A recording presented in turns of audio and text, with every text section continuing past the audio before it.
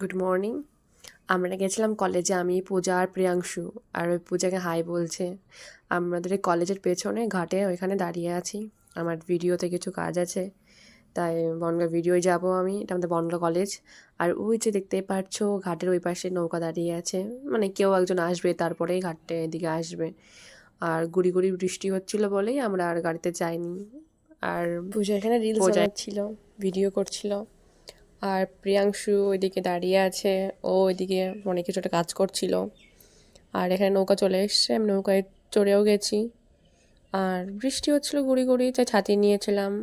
আর ওই দাদুটা একজন হলেও যায়, ঘাটে বরাবর করে, বৃষ্টির মধ্যে হলেও যায় উনি। আর 5 টাকা করে নাই ঘাট পার হতে এই নৌকাতে। আর ভিডিওই কাজ ছিল বলে আমি একাই যাচ্ছি, আর পূজা আর প্রিয়াংশু ওরা বাড়ি চলে গেছিলো।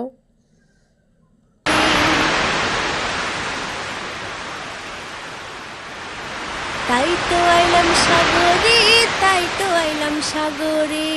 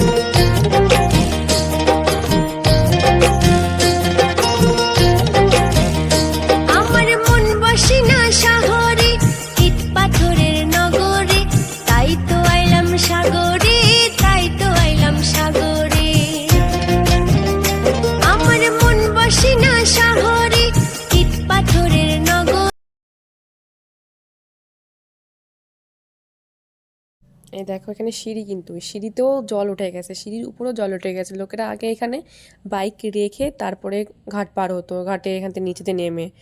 আর এবার দেখো পুরো সিঁড়ি উপরে জল উঠে গেছে, বাঁশ দিয়ে দিয়েছে।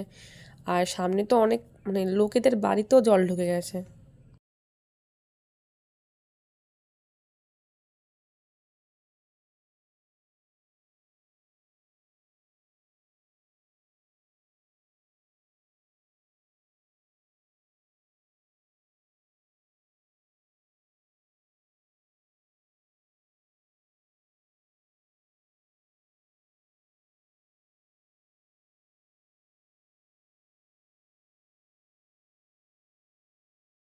এখানে আমি দাদুকে টাকাটা দিয়ে আস্তে নেমে গেলাম।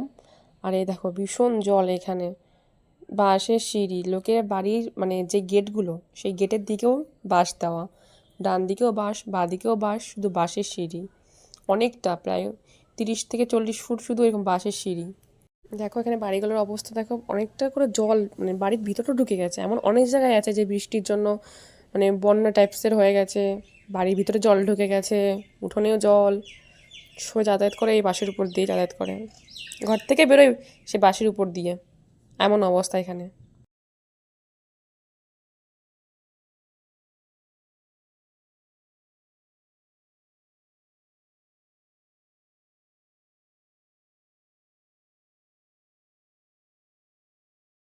এই যে ঘাট পার করে বাসে যে ব্রিজটা ছিল যাওয়ার রাস্তার দিকে, ওটা পার করে আমি চলে এসেছি। বাই গাইস, দেখা হচ্ছে আর নেক্সট ব্লগে।